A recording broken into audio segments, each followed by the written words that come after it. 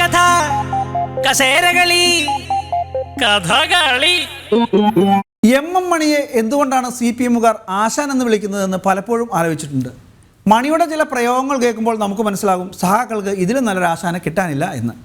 മണി ആരെയൊക്കെ ചീത്ത വിളിച്ചു എന്ന് ചോദിക്കുന്നതിനേക്കാൾ നല്ലത് മണി ആരെയൊക്കെ ചീത്ത വിളിച്ചില്ല എന്ന് നോക്കുന്നതായിരിക്കും. ഇത്തവണ ഗവർണറാണ് മണിയുടെ ഇര. മണി പറഞ്ഞത് മുഴുവൻ പറഞ്ഞാൽ ചിലപ്പോൾ നമ്മുടെ ചാനലിൻ്റെ ലൈസൻസ് കട്ടാവും. വെറുതെ വള്ളിക്കെട്ട് പിടിക്കാതെ ഗവർണർ ഭൂവിധു നിയമ ഭേദഗതി ബിൽ ഒപ്പിടണമെന്നാണ് മണിയുടെ ആവശ്യം.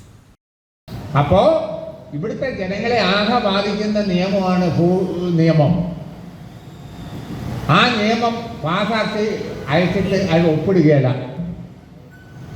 ആ ഒപ്പിടുകയില്ലാത്ത നാളിയെ വിളിച്ച് നിങ്ങൾ ഇവിടെ വിരുന്തോട്ടുകയും സ്വീകരിക്കുകയും ചെയ്യുന്നു എന്ന് പറഞ്ഞാൽ ഈ ഇടുക്കിയിലെ ജനങ്ങൾ വിഡ്ഢികളാണോ? മര്യാദകേടാണ് എന്റെ അഭിപ്രായം. കത്തിയുണ്ട് മുറിഞ്ഞെടുത്ത് കുന്തം കയറ്റി രസിക്കുക. നാവ് ചൊറിയുന്നുണ്ട്, അപ്പുറത്തേക്ക് മാറിയിരുന്ന് സ്വയം ചൊറിഞ്ഞാ പോരെ. എന്തൊരു ജന്മായത്. അതാണ് കേരളം, അതാണ് LDF. അതിന്റെ ആർജവമാണ്. ചിരഞ്ജീവിയാണെന്ന് പറയായിരുന്നു. പണ്ട് ബീഡിക്ക് വരെ മൃതസഞ്ജീവനി ചുരുട്ടി വലിച്ചുവോ?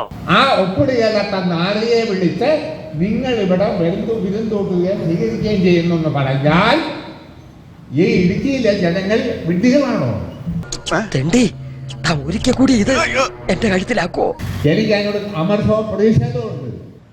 ആരിഫ് മുഹമ്മദ് ഖാൻ എന്ന് പറയുന്ന ഗവർണർ നിയമസഭ പാസാക്കിയ ബിൽ ഒപ്പിടാതിരിക്കുന്നവനെ വിളിച്ച് കച്ചവടക്കാർ വിരുന്തൂട്ടുന്നത് ശുദ്ധ അസംബന്ധമാണെന്നാണ് എൻ്റെ അഭിപ്രായം. മര്യാദകേടാണെന്നാണ്. ഈ കാര്യത്തിൽ ഞങ്ങൾക്ക് പ്രതിഷേധമുണ്ട്. ആ പ്രതിഷേധം രേഖപ്പെടുത്താൻ ഞാൻ ഈ അവസരം വിനിയോഗിക്കുക.